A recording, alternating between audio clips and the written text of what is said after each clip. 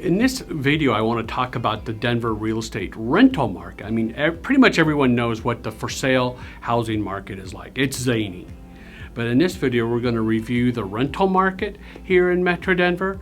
And I think what you're going to hear is going to shock you and may very much surprise you if you're a renter when your lease renews this year. So I'm going to go through some stats. First one comes from the Denver Apartment Association.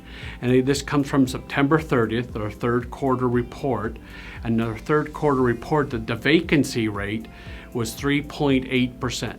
The second consecutive quarter with the vacancy rate under 4%. And if you look at history, when the vacancy rate is under 4%, rents soar. In fact, from September 2020 to September 21, the average rent of an apartment in Denver went up over 13%. Next, number 2 apartment list said, and as of November, year over year, Denver rents are up a little over 17%. And if you go to the southern suburbs, some of them are up over 20% year over year.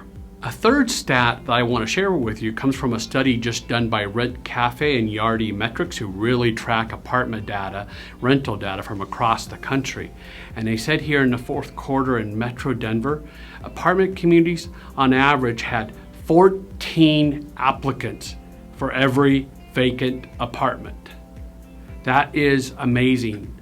That tells me the rental market is just like the for sale market. It's zany. And that was before the fires that unfortunately hit Boulder County right before New Year's. We now know that nearly 1,100 families lost their homes. And where are they going to live? You know, they probably almost all of them have insurance companies who are helping them. And one of the things I've learned from property managers is that the insurance companies often will pay over market rent to get their clients, their insured clients, into a home to live. And they often will pay several months of rent up front. So they're acting sort of like a cash renter. And I'm thinking to myself, wow, if you're a normal renter, you know, single person, couple, family, how are you going to compete with that? The answer is you really can't. And so then that comes the question, maybe we should try to buy a home instead. And there are several advantages, you know, with buying a home. So there are 4 advantages, you know, to buying a home. First is you get to lock in the cost of your biggest expense, your housing costs.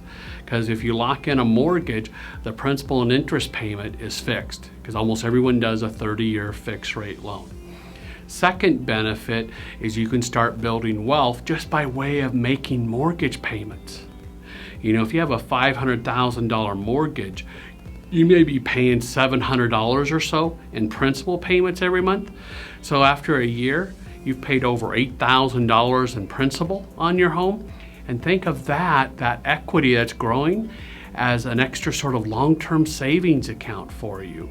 A third benefit of owning a home is you're now paying your own mortgage and not your landlord's mortgage. And having been a landlord, I love my tenants because they're paying my mortgage. So if you buy a home, you can pay your own mortgage and start building wealth for yourself. Benefit number 4 is just home price appreciation.